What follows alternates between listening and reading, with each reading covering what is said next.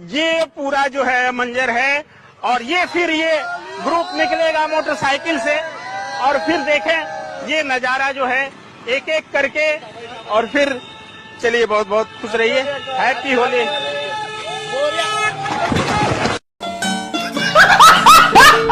देखिए बिहार के एक ऐसे मजदूर के पास है जिस मजदूर के पास बिजली विभाग ने मुकेश अंबानी का बिजली बिल भेज दिया है। 1-2 रुपए का बिजली बिल नहीं बल्कि पूरे 31 लाख रुपए का बिजली बिल इनके पास भेज दिया गया है। आपके बिजली का बिल कितना आया है? 31 लाख का। 31 लाख का जी समझ जाइए कि एक मजदूर के ऊपर अगर 31 लाख रुपए का बिजली का बिल आ सकता है, वो भी 1 महीने का। इनके घर में अगर आप देखेंगे तो मात्र 2 पंखा और 2 से 3 बल्ब है और उसके बिजली का बिल आ जाता है 31 लाख रुपए। और समझिए कि बिहार में स्मार्ट मीटर के नाम पे लोगों को किस तरीके से मूर्ख बनाने का प्रयास किया जा रहा है। ये गरीब हैं, ये लाचार हैं, इनकी आवाज बनने वाला शायद कोई नहीं है। यही सोच करके बिजली विभाग ने इनके माथे पर 31 लाख रुपए का ये काला चिट्ठा पोत दिया है। हर महीना गरीबी रेखा से नीचे जो महिलाएं हैं उनको 1250 रुपए मिलता है अरुणोदय स्कीम के तहत। क्या चाचा मिलता है? हमें तो नहीं मिलता है। आप महिला थोड़ी हो। मंदिर में पता है 2 ही लोग आते हैं, एक भिखारी और एक पुजारी। अपने बच्चा को क्या बनाओगे?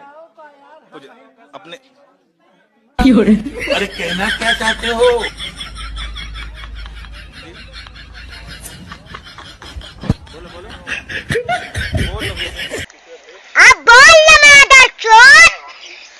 यहाँ पर इतने सारे लोग भारी मात्रा में जुआ खेलते हैं। परिवार भी आता होगा पार्क में वॉक करने या फिर खेलने कूदने, उन पर बुरा इफेक्ट भी पड़ता होगा। आपने कभी ये नहीं सोचा कि इन पर कंप्लेन कर दी जाए? देखो भैया कंप्लेंट करी थी लेकिन पुलिस यहाँ पे आती नहीं है। क्यों नहीं आती पुलिस? क्योंकि एक बार जब आई थी पुलिस तो इनसे हार के चली गई। आप क्या कर रहे हैं पार्क में? मैं खाना देने आया था पापा को। पापा को पार्क में खाना देने आए? हाँ पापा वहाँ जुआ खेल रहे हैं ना। भाई मैं बता दूं, जुए में पूरा घर चला जाता है, संसार चला जाता है, तुम्हारा घर बिक जाएगा। वो आदमी तो बर्बाद होगा ही होगा, उसके साथ जितने लोग हैं वो सब प्रॉपर्टी लेके सब बर्बाद हो जाएंगे। मैं भी भैया यही समझता था कि घर बार सब प्रॉपर्टी चला जाता है, लेकिन आपको क्या बताऊं हमारे 2 घर बने ही इस काम से हैं। ये बढ़िया था। MBBS चाय वाला, MBBS चाउमीन वाला सुने होंगे, लेकिन पहली बार MBBS टेम्पू वाला मिल रहा है हमको। यही नहीं, अभी और सुनिए। सर एक मिनट सर, क्या नाम है आपका? सर मेरा नाम है डॉक्टर हगन होरानी। डॉक्टर हगन होरानी। कि सर आप अपने टेम्पो पे लिखे हैं कि बदसूरत लड़कियों से भाड़ा नहीं लेंगे क्या? बिल्कुल सही बात है। हाँ। लेकिन ऐसा होता नहीं है। क्यों सर? आजकल की लड़की अपने आपको बदसूरत समझती कहाँ है और हमको दुगना भाड़ा देके जाती है। और दुगना भाड़ा देके जाती है? तो सर डॉक्टरी छोड़ के टेम्पू का चला रहे हैं आप? देखिए सर, हाँ। जब मैं डॉक्टरी कर रहे थे ना, तो जितना भी खूबसूरत लड़कियां थी, अच्छा, सबको सिस्टर बोलना पड़ता था। सिस्टर बोलना पड़ता? हाँ, और हम बचपने से लौंडियाबाज थे। लौंडियाबाज थे? हाँ जी। हाँ। मेरे पास एक KTM था। हाँ। तो सोचे उस पर एक लड़की घुमा सकते, एक लड़की से ज्यादा घुमा नहीं सकते हैं। बिल्कुल। तो अपना KTM बेच दिए और डॉक्टरी वाली डिग्री बेच दिए और एक नया टेम्पो खरीद लिए। और ऐसा तो रोज नया नया माल घुमा रहे हैं। अंग्रेजी बहुत जबरदस्त है आपकी। अरे I am become from Allahabad University. We have degree. क्या कर रहे हैं? This time I am sant, only sant. I am sun. आँख बहुत लाल है आपकी, आँख बहुत लाल है। आप गांजा पी। भाई ने कहा कि पाकिस्तान की तरफ देखिए। ये कोई तरीका होता है कि अगर मान लीजिए कि मेरी चड्डी में एक छेद है, ठीक है, तो आप क्या कर रहे हैं? अरे पाकिस्तान की चड्डी में 2 छेद हैं। तो हम हिंदुस्तान में कर रहे हैं और कंपैरिजन पाकिस्तान से चल रहा। हम चाइना से काहे नहीं कंपेयर करते? कौन सा सब्जेक्ट पढ़ाया गया तुमको इसमें? इसमें बहुत सारे ताजमहल के बारे में बताया। एक सब्जेक्ट का नाम बताओ ना, सब्जेक्ट का नाम बताओ। अकबर, बाबर, ताजमहल, महाराणा प्रताप, नाम तो रखिए दोगे, गांधी जी का नाम रखिए दोगे। सब्जेक्ट बताओ, कौन से सब्जेक्ट में तुमको ताजमहल के बारे में पढ़ाया गया है? बिहार और बिहार के लोग। बिहार और बिहार के लोग कोई सब्जेक्ट होता है क्या 9वीं क्लास में? 10वां तो तुम नहीं पास करने वाले हो, घूसे दे के पास करोगे। बिहार तथा बिहार के लोग, और उसमें ताजमहल, यूपी का ताजमहल के बारे में पढ़ाया जाता है, सही है ना? दिल्ली में ताजमहल है। दिल्ली में गले में खुजली है? मुंह खोलो, लगाओ माइक, पूछो कहाँ है खुजली? खत्म, माइक पे बोलो। नहीं है।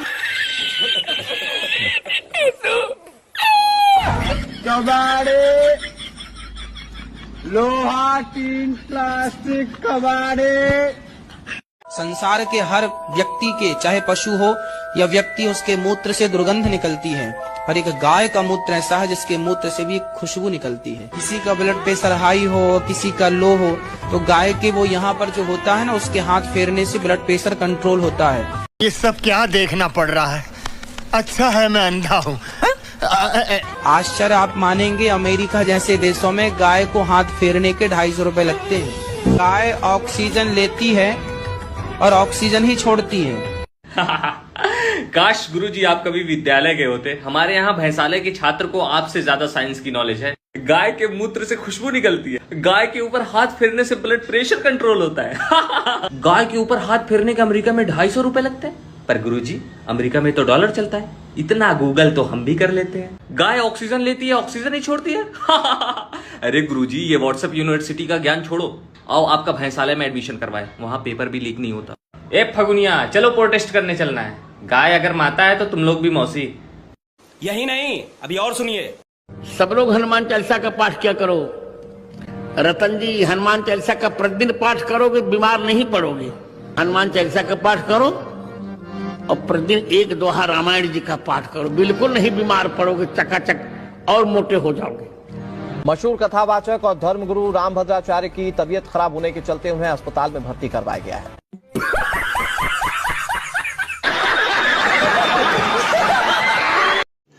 रुको जरा, सबर करो, बोला धक्का बुक्की नहीं करने का, आराम से लेने का। हाँ, अगर राम मंदिर जाएंगे तो अस्पताल जाने की जरूरत ही नहीं पड़ेगी भाई। अच्छा, और जो ये तेरे चाचा मामा फूफा पापा मौसा मौसी इधर उधर भटक रहे थे अस्पताल के लिए, कोविड में वेंटिलेटर्स के लिए भीख मांग रहे थे, दवाइयों के लिए भीख मांग रहे थे, ऑक्सीजन सिलेंडर के लिए भीक मांग रहे थे, तब किसी को मंदिर याद नहीं आया, तब किसी को मस्जिद याद नहीं आई, तब तो सब दौड़ लगा रहे थे अस्पताल के लिए। और आज अपने आका की चाटुकारिता करने के लिए मंदिर बना दिया तो अस्पताल जाने की आवश्यकता नहीं पड़ेगी। ये माइक लेके इसी के मुंह में ठूस के इसको मंदिर भेज दो, उसके बाद देखे कि इसको अस्पताल जाने की आवश्यकता पड़ेगी या नहीं पड़ेगी।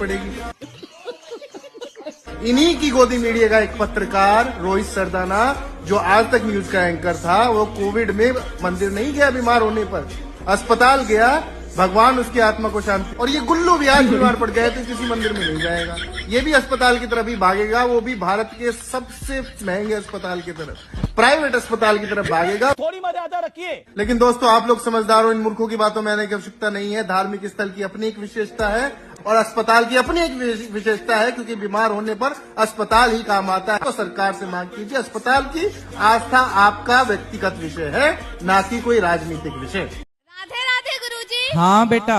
गुरुजी एक बात बोलना था। बोलो। बोलना तो नहीं चाहती पर बोलना है। बोलो बोलो।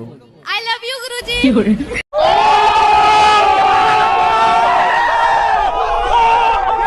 खुश रहो, भगवान आपको सद्बुद्धि दें, प्रसन्न रहो। कि भगवान विष्णु शेष नाग पर क्यों सोते हैं?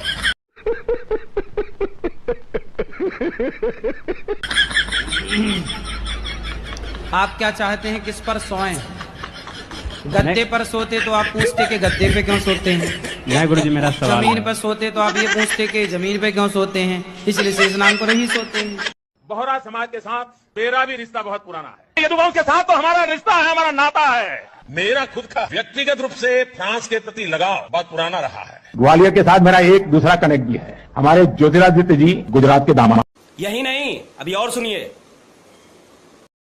क्रिश्चियन कम्युनिटी के साथ तो मेरा संबंध कोई नया नहीं है, बहुत पुराना बड़ा आत्मीय नाता रहा है। पंजाब के साथ मेरा विशेष नाता रहा है। एक इंटरव्यू में चमचे ने उनसे पूछा, नरेंद्र मोदी जी आप आम कैसे खाते हो? दूसरे ने पूछा, नरेंद्र मोदी जी ये जो आप डिसीजन लेते हो, ये बड़े बड़े निर्णय लेते हो, ये आप कैसे लेते हो? तो नरेंद्र मोदी जी का जवाब आता है, पहले सोचते हैं थोड़ी देर, ऐसे सोचते हैं।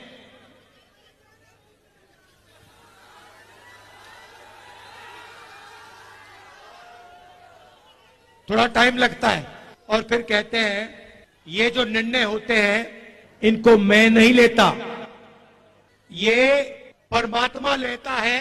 मुझे परमात्मा ने ऊपर से भेजा है, मैं बायोलॉजिकल नहीं हूं, मैं परमात्मा का मैसेंजर हूं, उनका काम करने आया हूं। ये उन्होंने पता है क्यों कहानी निकाली है, ये परमात्मा वाली?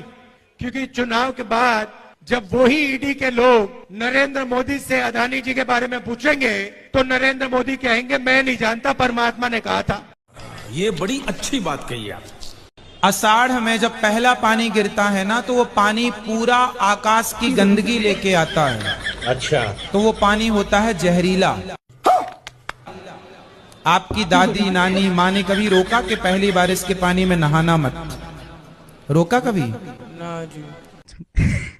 रोकती है। आप तो नहाती नहीं होगी,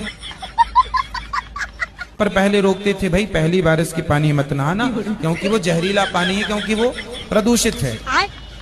वो पानी जब जमीन में पड़ता है तो घास होती है। बैगन।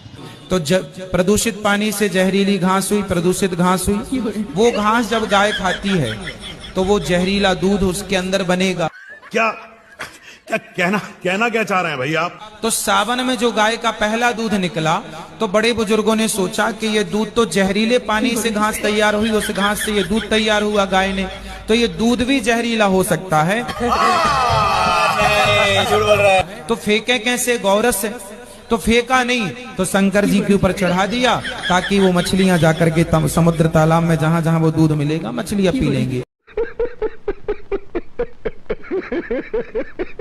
खत्म। Bye bye, tata, good bye, गया।